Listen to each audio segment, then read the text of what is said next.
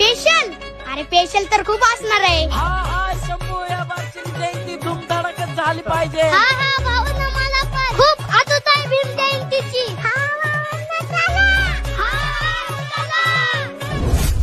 हे पोरांनो, इकडे या. कुठं चाललाव? अगं आई, आम्ही बाबासाहेबांची जयंती करायला चाललोय.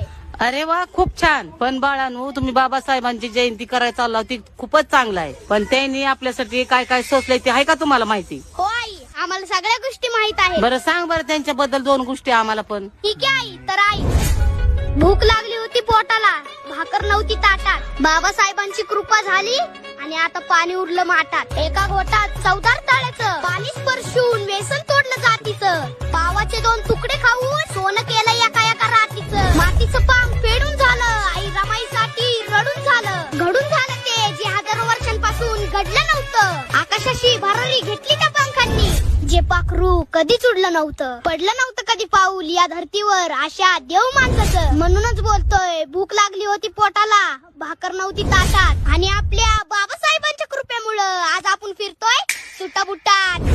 बुटात शोभून दिसतोय भीमरावचा